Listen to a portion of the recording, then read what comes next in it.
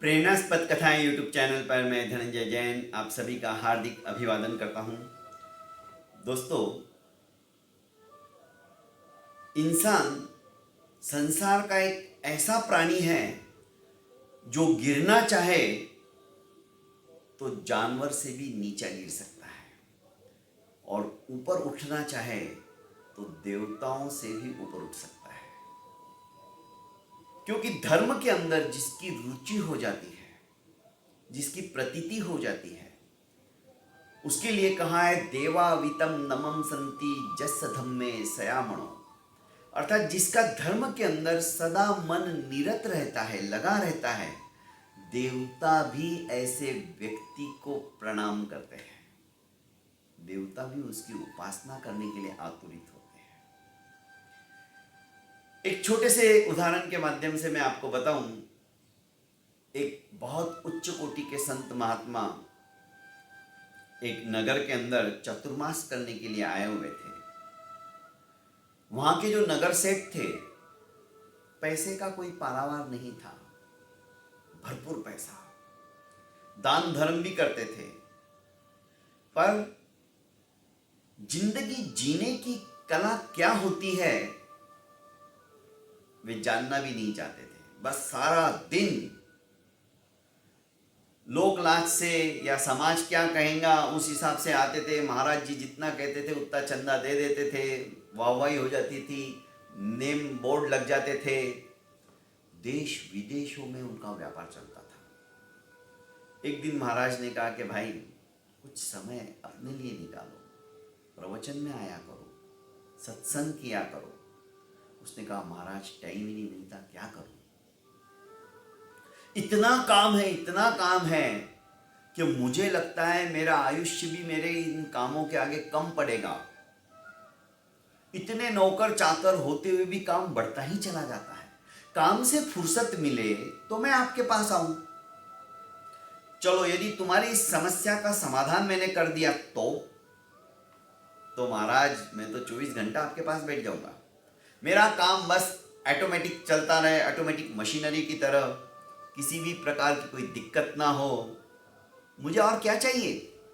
मैं तो खुद चाहता हूं कि ज्यादा से ज्यादा समय मैं अपना धर्माराधन के अंदर लगाऊं। गुरु महाराज ने कहा ठीक है।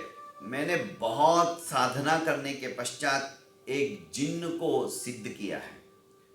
उन्होंने अपने शिष्य से कहा कि जाओ अलमारी में से वो बोतल लेके आओ।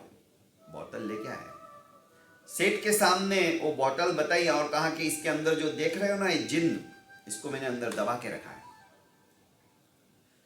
ये जिन्न जो है 1000 व्यक्तियों का भी काम घंटों में कर सकता है।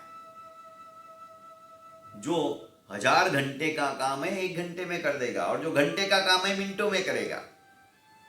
बोलो यदि ये जिन्न मैंने तुम्हें दे दिया तो महाराज मेरी तो समस्याओं का समाधान ही मिल गया। मुझे और क्या चाहिए? मरता क्या नहीं करता। मेरे पास इतना काम है, इतना काम है, जिन्न थक जाएगा आपका, ये अकेला नहीं कर पाएगा। कि नहीं सेठ तुम्हारी भूल है, जिन्न थकता नहीं है, ये तुम्हें थका देगा। हाँ, इतनी इसमें विशेषता है तो एक कमजोरी भी है।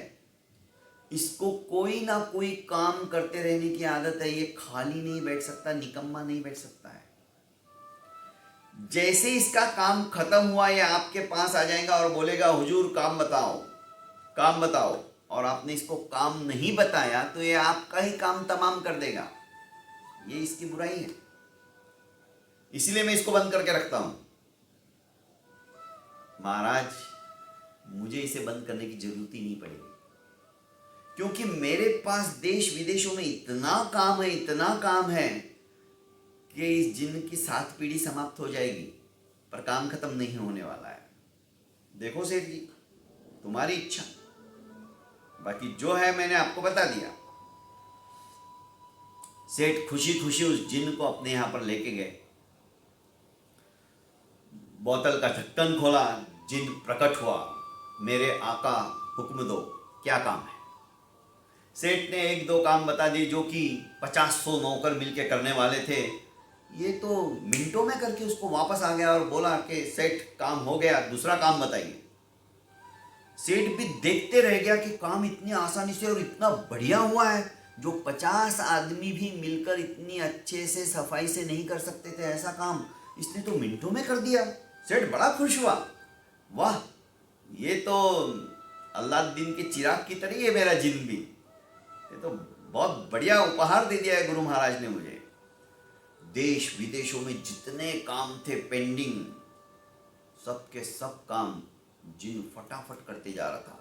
जहाज जो आते थे विदेशों से माल से लदे हुए, जो हजारों नौकर लगते थे उनको उतारने में, उस माल को अकेला जिन फटाफट कर देता। सेठ ने सोचा तो मेरे कितने पैसे बच गए, बहुत बढ़िया काम हो गया। पर मुश्किल से सेठ 15 दिन तक अपने सारे काम निपटा पाया। अब सेठ को चिंता सताने लगी कि इसको नया काम मैं क्या दूं। सारे काम तो ये मिनटों में समाप्त कर देता है, नए काम के लिए सेठ को सोचना पड़ता था। अब तो मेरी नींद हराम हो गई, काम ही नहीं बचा है, क्या काम दूं। पर गुरु महाराज ने कहा था यदि इसको काम नहीं दिया तो ये तो मेरा ही काम तमाम कर देगा। कहीं ऐसा मौका आ गया कि मैं आगे आगे भागूं और जिन मेरे को खाने के लिए पीछे पीछे भागे कि काम दो काम दो। सेठ होशियार तो था ही, संभल गया जल्दी और फिर से गुरु महाराज के पास आया और कहने लगा कि आपने जो कृपा की है सचमुच में वो जिन जबरदस्त है, पर महाराज अब मेरे पास तो सारे काम समाप्त हो गए, मैं क्या करूं। महाराज ने कहा कि मैं भी अब कुछ नहीं कर सकता, क्योंकि बोतल से जिन बाहर आ चुका है, अब जो कुछ करना है तुम्हें ही करना है। महाराज जो मैं जीना चाहता था अब तो उतनी भी जिंदगी जी नहीं पाऊंगा, ये तो मेरा ही काम तमाम करने आ जाएगा, अब मैं क्या करूं। आप मुझे उपाय बताइए, आप जैसा कहोगे मैं वैसा करूंगा। आप कहोगे तो मैं धर्माराधना में ही मन लगाऊंगा, पर इससे पिंड छुड़ाइए, अब मेरी तो जान पे बन के आई है। गुरु महाराज ने कहा ठीक है, मैं तुम्हें एक उपाय जरूर बता सकता हूँ। उसके कान के अंदर एक गुरु मंत्र दे दिया, उपाय बता दिया। सेठ बड़ा खुश हुआ कि सचमुच में आप उपकारी हो, परम उपकारी हो, आपने मेरी समस्या का समाधान चुटकियों में कर दिया। जैसे ही जिन आया, सेठ काम बताओ। सेठ ने कहा हाँ भाई काम बताता हूँ, थोड़ा सब्र तो कर, सांस तो ले ले। नहीं नहीं सेठ काम बताओ। सेठ ने कहा जा जंगल के अंदर जो सबसे बड़ा बांस है उसको तोड़ के लिया और मेरे बंगले के सामने उसको गाड़ दिया। अब जब तक मैं तुम्हें नया काम नहीं बताता तब तक इस बांस के ऊपर चढ़ना है उतरना है, चढ़ना है उतरना है, चढ़ना है उतरना है, ये ही काम तुमको करना है। जैसे ही मैं नया काम बताऊंगा वो काम करके आ जाना है, वापस इसी काम में लग जाना है। बार बार मेरे को पूछने की जरूरत नहीं है कि मुझे काम दो काम दो, बहुत काम है अभी, जिंदगी भर यही काम है तुमको। जिन चुपचाप वो काम करने लग गया, क्योंकि वो चुपचाप नहीं बैठ सकता था। ये कहानी संकेत करती है हमारे मन रूपी जिन के लिए। हमारा मन भी उस जिन की भांति है, ये चुपचाप नहीं बैठ सकता है, इसके दिमाग में कुछ ना कुछ चलता ही रहता है। चेतन मन जब तक हम जागृत अवस्था में रहते तब तक पता नहीं क्या, अरे हम यहाँ बैठे हैं। मैं आपको एक छोटी सी स्टोरी सुना रहा हूँ प्रेरणास्पद कथाएं के माध्यम से। सुनते सुनते भी हमारा मन पता नहीं क्या क्या और चिंतन करने लग जाता है, क्या क्या सोचने लग जाता है, क्योंकि ये मन रूपी जिन शांत और एक जगह स्थिर रहने वाला नहीं है, चुपचाप। क्योंकि मन की जो गति है बिजली से भी तेज गति, यदि विद्युत से तेज गति किसी की तो मन की है। एक सेकंड के अंदर दिल्ली, कलकत्ता, बॉम्बे घूमकर हमारा मन वापस आ जाता है, एक सेकंड में। इतनी तेज गति इसकी है। ये चुपचाप बैठने वालों में से नहीं है।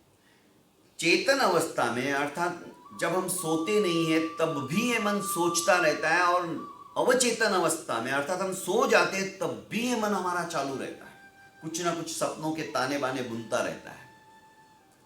तो दोस्तों इस मन की ही गति को हमें रोकना है, इसको स्थिर करना है, इसको ऐसे काम के अंदर व्यस्त कर देना है ताकि ये आलतू फालतू के विचार, काम, क्रोध, मान, माया, लोभ जिससे उद्भूत होते हैं, ऐसे विचारों पर ब्रेक लगाकर इसको भगवत भक्ति के अंदर ही लेते हुए भी सांस और छोड़ते हुए भी सांस, श्वासों का आवागमन जब होता है ना, तब उसमें ही इसको लगाए रखना है प्रभु स्मरण के अंदर।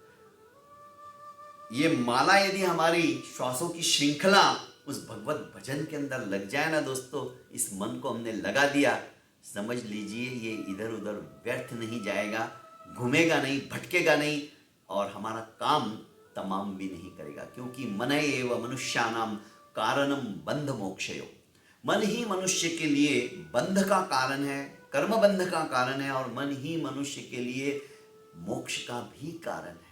इस मन को समझकर यदि हम चलेंगे और इसको भगवत भक्ति के अंदर लगाएंगे, तो मैं समझता हूँ सचमुच में हमारा यह मनुष्य जन्म पाना सफल एवं सार्थक हो जाएगा। बहुत बहुत धन्यवाद।